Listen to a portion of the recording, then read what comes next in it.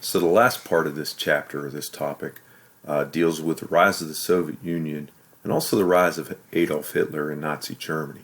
So we have a lot to talk about, so we better get rolling. First of all, Russia by the 1800s had begun to industrialize. It really begins with Alexander II freeing the serfs. But then came Alexander III, and he was an autocrat, which meant he had all the power. And what he wanted to do was make everybody in the vast Russian Empire Russian. And he began pogroms, which were attacks on Jews. Many Jewish villages were struck, people were killed. Many of the Jews would flee. In fact, much of America's Jewish population came over during this time. They called this policy Russification. Russian language, Russian culture, Russian religion was pushed. It didn't matter if you were Polish, you need to learn Russian, not Polish history. And Nicholas II would be the last Tsar of Russia. He was kind of a weak Tsar in that he really did not have great support of not only the upper class boyars, but also the people. And in the bottom picture you see the Trans-Siberian Railroad, which connected Asiatic Russia with European Russia. It really helped foster Russian industrialization. So moving forward a little bit, we talked about the Russian Revolution during World War I, and it brought Lenin to power. Lenin's going to transform the Soviet Union into the Soviet Union from Russia. But he would die in like 1928. And at first, no one was strong enough to take over. 3 people did, called a troika. But then eventually out of this came a pretty ruthless man known as Joseph Zhugashvili, who went by the name Man of Steel, or Stalin. And Stalin transformed the Soviet Union into a truly communist country. And I say that because it was communist under Lenin, but he allowed some forms of capitalism under his new economic policy. Stalin made it a command economy, which basically means the government answers the questions of what's going to be produced, how much is going to be produced, and what we're going to charge for it. And the big thing he did was the collectivization of agriculture. That basically meant he took all these small privately run farms and turned them into these massive state farms. And the kulaks were kind of like these middle-class peasants who bought like their neighbors' farms and produced, say, specialty crops. And they were making decent money. Well, when Stalin collectivized them, these people didn't want to give up their farms that they worked so hard to create. And many of them would, like, for instance, slaughter their pigs before the Soviets came to take over their farms. Stalin would forcibly starve people who didn't do what he wanted. He withheld food from them. It's said that maybe 30 million people died of starvation during collectivization. It was a very, very brutal process. And agriculture is always going to be a weakness of the Soviet Union. It's tough work to be a farmer. And without the incentive of, this is my crop and, I get the profits from it, there's not much need to work very, very hard on a massive collectivized farm which you own nothing on. Anyway, so Stalin was not afraid of using terror as a weapon. Gulags were internal prison camps. Many Soviets were sent to internal exile into Siberia to work in mines or build railroads or just, collectively punished. The Great Purge was when, in the 1930s, Stalin got rid of anybody he thought could be a threat to him. Many of these were good communists, but they were popular, like the mayor of Moscow, so they had to go. So what Stalin would do is he'd put them on show trial and make them confess to crimes they didn't commit. And if you're asking, well, why would people confess to crimes they didn't commit? The answer is Stalin basically said, comrade, you are going to confess to this crime, and afterwards you will receive a quick death. If you do not confess, your family will be killed, and you'll get a slow death. So people confessed. One area where Stalin did do well was industrialization. Stalin organized industry into what he called his 5-year plans. which would say in 5 years we're going to produce this much steel or this much oil. And while agriculture would always remain a weakness, industrialization would remain a strength. So as I mentioned, we hit the kulaks who lived on the collective farms. They were basically wiped out. The secret police, the KGB, before that was the NKVD, they were informers, and there were informers everywhere. For instance, in a classroom, I could expect as a teacher that several of my fellow teachers and even some of my students would be informers. We hit the Great Purge. That's when Stalin was wiping out anybody he thought could be a threat to him. Socialist realism is basically all art, all movies, all books only can represent one form of reality. It's this concept that there's only one way of thinking, and we're not going to accept any outside view. So, for instance, paintings or movies or books had to glorify the worker and what the Soviets, what the communists wanted you to believe. There's a big part of censorship, the idea that you're not free to say or believe what you want to say or believe. There's only one way to believe. See, we Americans, we believe in the First Amendment, but there is no such thing in a communist dictatorship. And they also looked at all religion as atheism, old superstition. Young people were forbidden to even learn anything about God or religion.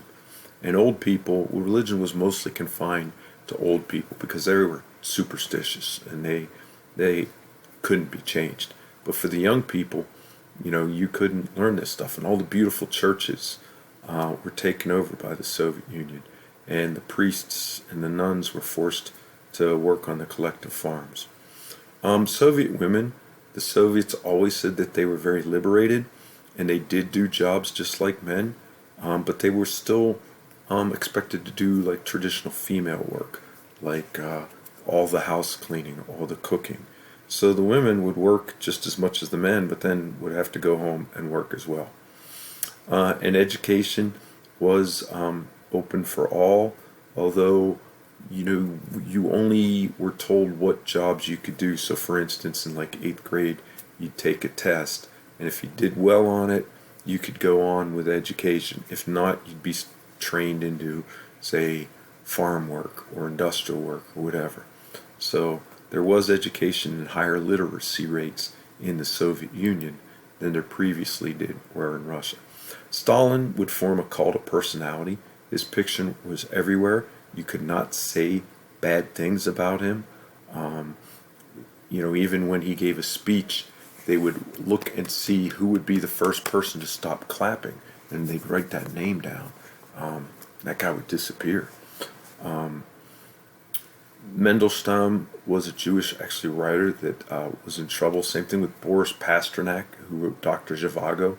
You couldn't write uncensored novels. In fact, many of these books and novels written by Russian authors couldn't get published during Stalin's time. They had to be smuggled out. We hit atheism, Communist Party elites. While communism believes that everybody is equal, the Soviet Union never got to that part of communism. They had what they called the dictatorship of the proletariat, and certain party officials had things that other people didn't. Like, for instance, later on, a car. Most people couldn't afford a car, but the elites had cars. Or maybe a little country dacha, which is like a little estate. So it wasn't total equality. So the limited benefits tended to be mostly for the elites, although you could say most people had better health care. There were more doctors, though it wasn't as good and it didn't pay very well.